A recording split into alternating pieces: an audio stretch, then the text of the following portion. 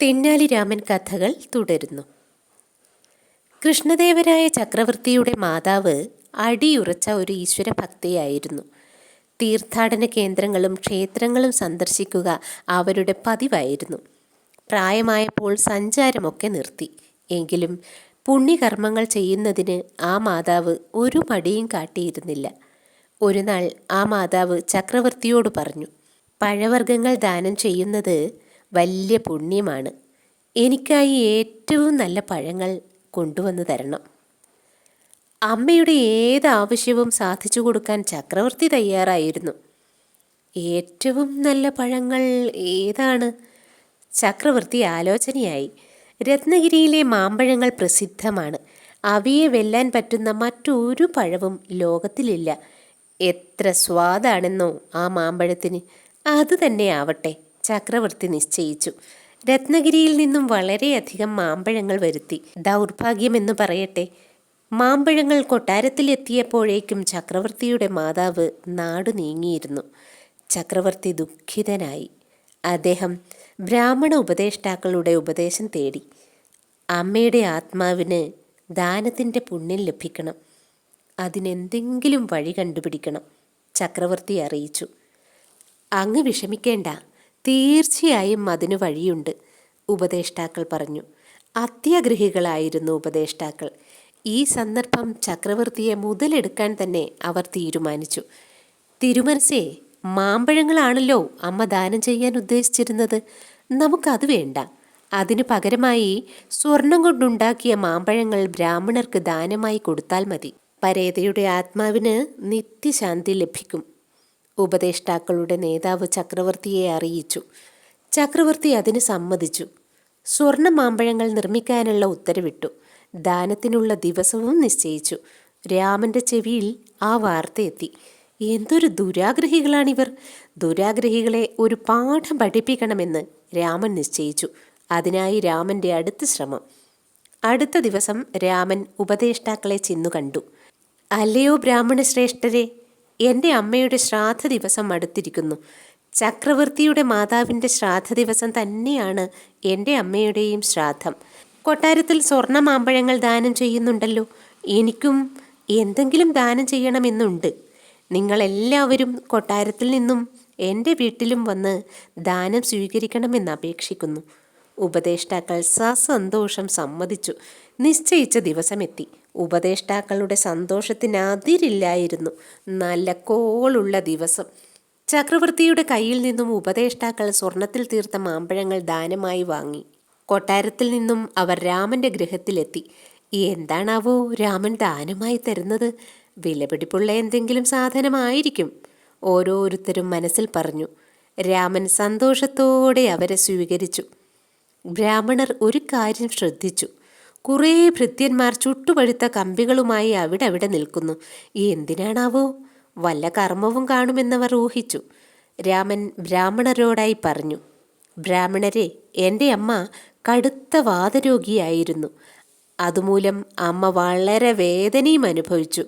ചുട്ടുപഴുത്ത ഇരുമ്പുരച്ചാൽ വേദന മാറുമെന്നായിരുന്നു അമ്മയുടെ വിചാരം.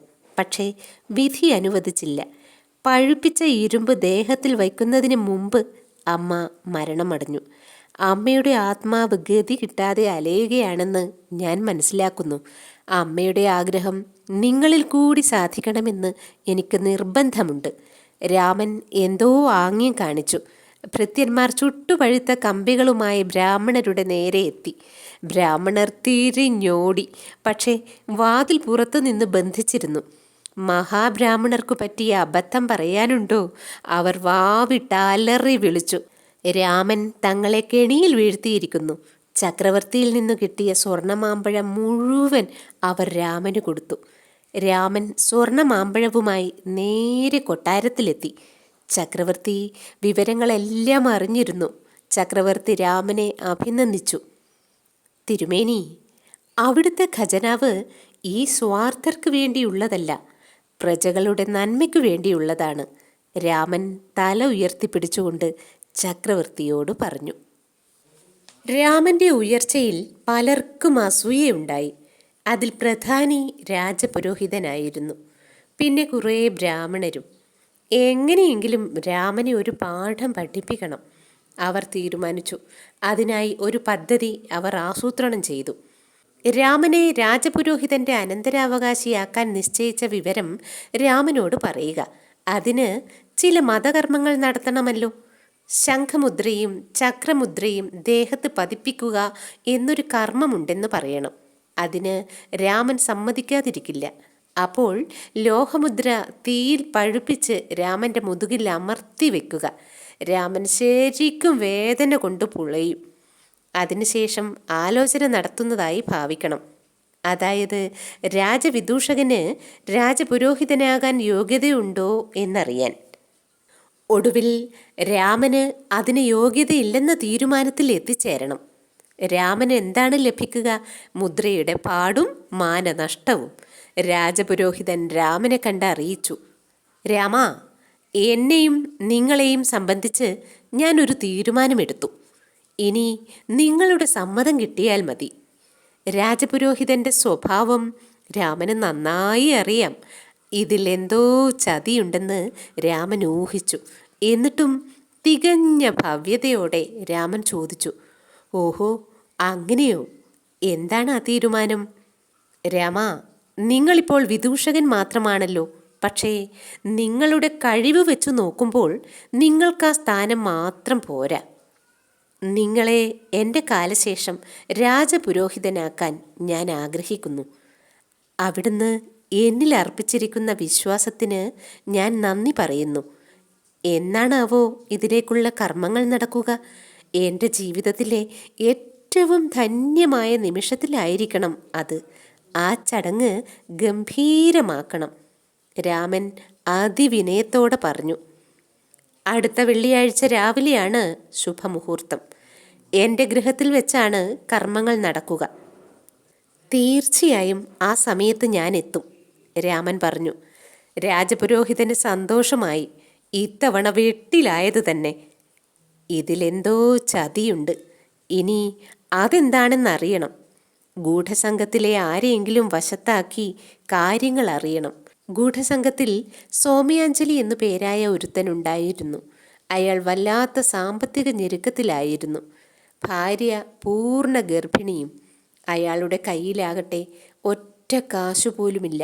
രാമൻ അയാളെ കണ്ട് 10 സ്വർണ്ണ നാണയങ്ങൾ അയാൾക്ക് കൊടുത്തു. അയാൾ വാങ്ങിയില്ല. അയാൾക്ക് രാജപുരോഹിതന്റെ പേടിയായിരുന്നു. അയാളെങ്ങാനും ഈ വിവരമറിഞ്ഞാൽ തല പോയതു തന്നെ. ഒടുവിൽ രാമന്റെ പ്രലോഭനത്തിൽ അയാൾ വഴങ്ങി. ഗൂഢസംഘത്തിൻ്റെ പദ്ധതി അയാൾ രാമനെ അറിയിച്ചു. എല്ലാം മനസ്സിലാക്കിയ രാമൻ ഒന്നും പുറമെ നടിച്ചില്ല. നിശ്ചിത ദിവസം വന്നെത്തി. കൃത്യസമയത്തിന് മുമ്പായി രാമൻ പുരോഹിതന്റെ വീട്ടിലെത്തി. പുരോഹിതന് ബഹുസന്തോഷം. പുരോഹിതൻ രാമനെ സ്വീകരിച്ചിരുത്തി. രാമനു വേണ്ടി പ്രത്യേകം ഇരിപ്പിടം തയ്യാറാക്കിയിരുന്നു. ഭൃത്യന്മാർ രാമനെ പട്ടുവസ്ത്രം ഉടുപ്പിച്ചു. ഈ വസ്ത്രം ധരിച്ചു വേണം കർമ്മങ്ങളിൽ പങ്കുകൊള്ളുവാൻ. രാജപുരോഹിതൻ രാമന് 100 സ്വർണ്ണ നാണയങ്ങൾ നൽകി. രാമൻ സന്തോഷിച്ചു. 10 പോയാലെന്താ, 100 കിട്ടിയല്ലോ. എന്നാൽ പുരോഹിതന്റെ ചിന്ത മറ്റൊന്നായിരുന്നു. രാമനെ ഒരു പാഠം പഠിപ്പിക്കാമല്ലോ. ഹോമവും പൂജയും തുടങ്ങി. പുരോഹിതന്മാരുടെ മുഖങ്ങളിൽ സന്തോഷമല തല്ലി. ഉടനെ തന്നെ ശംഖുമുദ്രയും ചക്രമുദ്രയും പതിപ്പിക്കുന്ന ചടങ്ങ് നടക്കും. രാമൻ ഒന്നും സംഭവിക്കാത്ത മട്ടിലിരുന്നു. ശംഖുമുദ്ര പതിപ്പിക്കേണ്ട സമയമായി. രാജപുരോഹിതൻ തീയിൽ കിടന്നു പഴുക്കുന്ന മുദ്രകളുടെ സമീപത്തെത്തി.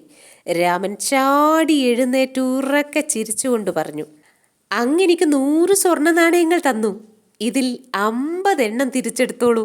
ഞാൻ പകുതി കർമ്മങ്ങളിലേ പങ്കുകൊള്ളുന്നുള്ളൂ. ശേഷം കർമ്മങ്ങളിലേക്ക് വേറെ ആളെ അങ്ങ് കണ്ടുപിടിച്ചോളൂ. ഇത്രയും പറഞ്ഞ് രാമൻ ഒറ്റ ഓട്ടം. പുരോഹിതന്റെ ആളുകൾ പിറകെ ഓടി. രാമൻ വേഗത്തിൽ ഓടി മറഞ്ഞു. പുരോഹിതനും സംഘവും നിരാശരായി. രാമൻ നേരെ കൊട്ടാരത്തിലേക്കാണ് ഓടിയത്. നടന്നതെല്ലാം ചക്രവർത്തിയെ അറിയിച്ചു. നിങ്ങൾ ചെയ്തത് അസ്സലായിട്ടുണ്ട്. പുരോഹിതന്റെ ചതിക്കുഴിയിൽ വീഴാതെ രക്ഷപ്പെട്ടത് നിങ്ങളുടെ ബുദ്ധി കൊണ്ടാണ്. ചക്രവർത്തി 1000 സ്വർണ്ണ നാണയങ്ങൾ അടങ്ങിയ ഒരു കിഴി രാമന് സമ്മാനിച്ചു. രാമൻ വിചാരിച്ചു, ഞാൻ 10 സ്വർണ്ണ നാണയങ്ങൾ വിതച്ചു, ഇന്നത് 100 മേനിയായി വിളഞ്ഞിരിക്കുന്നു. രാമനുണ്ടായ സന്തോഷത്തിന് അതിരില്ലായിരുന്നു. രാജാക്കന്മാരെ വിശ്വസിക്കരുത് എന്നൊരു ചൊല്ലുണ്ടായിരുന്നു. രാമൻ ആ ചൊല്ലിൽ വിശ്വസിച്ചിരുന്നില്ല. ഒരു ദിവസം രാമനൊരാശയം തോന്നി. കൃഷ്ണദേവരായ ചക്രവർത്തിയെ ഒന്ന് പരീക്ഷിക്കുക. ഒരു ദിവസം രാമൻ വളരെ ദുഃഖം നടിച്ച് ചക്രവർത്തിയുടെ മുമ്പിലെത്തി. ചക്രവർത്തി ദുഃഖത്തിൻ്റെ കാര്യം അന്വേഷിച്ചു. രാമൻ ചക്രവർത്തിയോട് പറഞ്ഞു, ഒരു വൈദ്യൻ എന്നെ പരിശോധിച്ചിട്ട് പറഞ്ഞു, എനിക്ക് കലശലായ ഒരു രോഗം ബാധിച്ചിരിക്കുന്നുവെന്ന്. അതിൽ നിന്നും രക്ഷപ്പെടാൻ ഒരു മാർഗവുമില്ലത്രേ. ഓരോ ദിവസം കഴിയും തോറും ഞാൻ മരണത്തോട് അടുത്തുകൊണ്ടിരിക്കുകയാണ്. എൻ്റെ കാലം കഴിഞ്ഞാൽ ഭാര്യയെയും മക്കളെയും ആര് നോക്കും? അതാലോചിക്കുമ്പോൾ എനിക്കൊരെത്തും പിടിയും കിട്ടുന്നില്ല. ഇത് കേട്ടപ്പോൾ ചക്രവർത്തിക്ക് ദുഃഖം തോന്നി. അദ്ദേഹം രാമനെ സാന്ത്വനപ്പെടുത്തി. രാമാ, നിങ്ങൾ സങ്കടപ്പെടേണ്ട. വൈദ്യന് തെറ്റുപറ്റിയതായിരിക്കും. ഈ വൈദ്യൻ വളരെ മിടുക്കനാണ്, അയാൾക്ക് തെറ്റുപറ്റില്ല, രാമൻ പറഞ്ഞു. ചക്രവർത്തി വീണ്ടും രാമനെ ആശ്വസിപ്പിച്ചു. രാമാ, നിങ്ങൾ മരിക്കുന്നുവെന്ന് വിശ്വസിക്കുക. എങ്കിൽ തന്നെ നിങ്ങളുടെ കുടുംബം അനാഥമാകില്ല. ഭാര്യയെയും മകനെയും ഞാൻ സംരക്ഷിച്ചു കൊള്ളാം. അവർക്ക് യാതൊരു ബുദ്ധിമുട്ടും ഉണ്ടാകുകയില്ല. തിരുമേനി, ഒരു കാര്യം പറഞ്ഞാൽ അങ്ങ് പരിഭവിക്കരുത്. എന്താണത്? ചക്രവർത്തി ചോദിച്ചു. അവിടുന്ന് ഒരു ചൊല്ലു കേട്ടിരിക്കും, രാജാക്കന്മാരെ വിശ്വസിക്കരുതെന്ന്. രാമൻ വിനയം ഭാവിച്ചുകൊണ്ട് പറഞ്ഞു, അങ്ങനെയുള്ള രാജാക്കന്മാർ കാണും. പക്ഷേ എല്ലാവരും അത്തരക്കാരായിരിക്കണമെന്നില്ല.